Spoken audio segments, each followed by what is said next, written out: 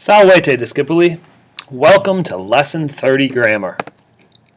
Okay, so in Lesson 30 Grammar, we're going to learn about the fourth conjugation. Okay, it is the last conjugation of verbs, so that's nice. This is the last one we have to learn. It's not all that dramatically different from the third conjugation or the third I stem that you learned last year. So that's also good. So a lot of what you're going to see is going to be kind of familiar.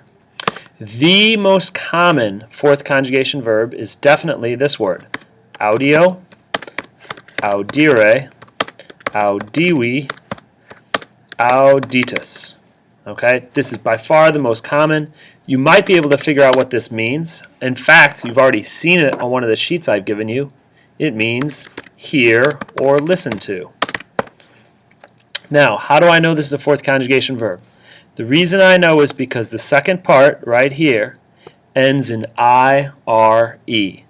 Okay, that's a definite giveaway that we're looking at a fourth conjugation verb. All right, if it ends in I-R-E here, boom, fourth conjugation, end of discussion. Now, let's look at how this verb plays out. We're going to start by looking at the present tense active voice. Okay, this verb will conjugate in the following way. Audio is I hear. Audis is you hear. Audit is he, she, or it hears. The rest should be no surprise to you. We hear would be audimus. Y'all hear would be auditus.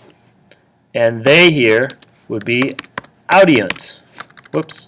Audiunt. There you go. Okay, nothing too complicated there. Now, if we wanted to make this passive voice, we would only make moderate modifications. We'd take this and add R. We'd take this S and make it ris. We'd take this T and make it tour. We'd take this mus and make it more. We'd take this tis and make it mini. And then we take the NT and make it untour. And there's your present passive. Not too hard. Now, the imperfect tense active voice. Now, I'm going to simplify this for you guys. If you realize that your imperfect starts with audie, A-U-D-I-E, which is going to be your stem for the imperfect, all you need to add then is your BA and then your personal ending, like audiebam, I was hearing. Okay, for the second person singular, audiebas. Okay, and then we're going to go audiebat. Over here, audiebamus, audiebatis, and then audiebant. So there's your imperfect active. I was hearing, you were hearing, he was hearing, etc. Guess what? To make this passive, it's going to be really simple. We're just going to take the personal active endings and make them passive endings. We already did this. It's pretty easy. Okay?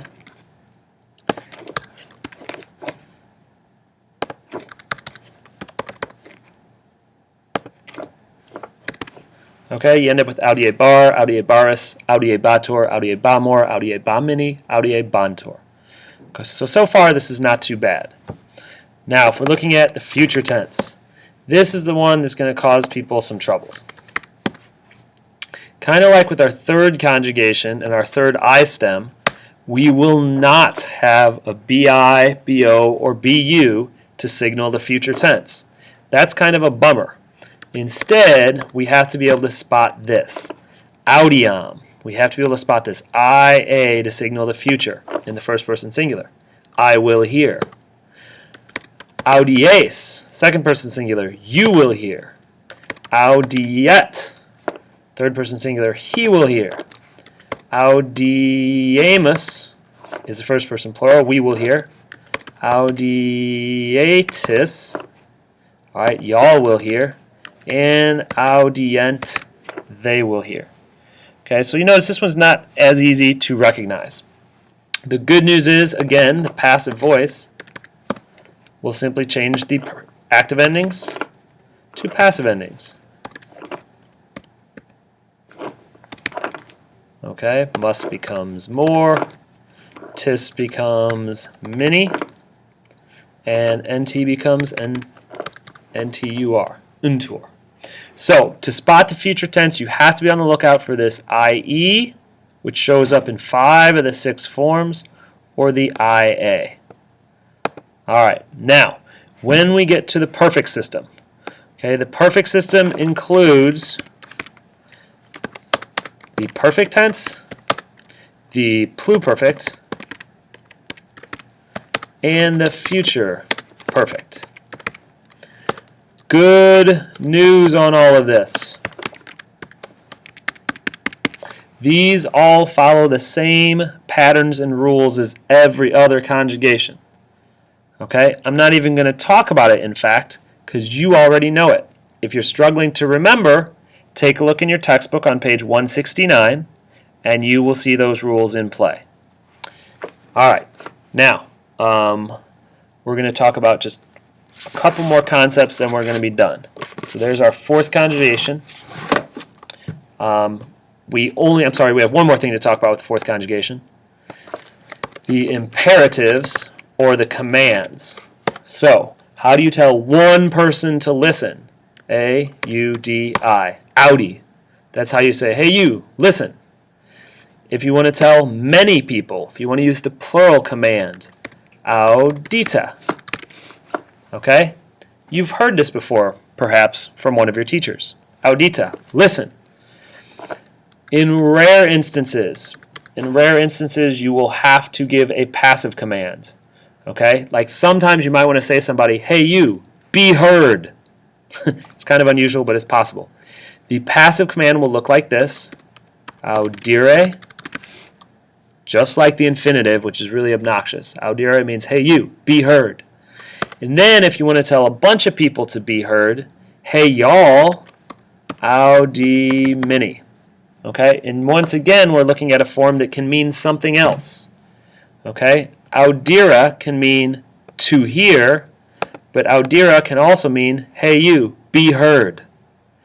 Audi mini can mean y'all are heard, or it can be the command, hey y'all, be heard.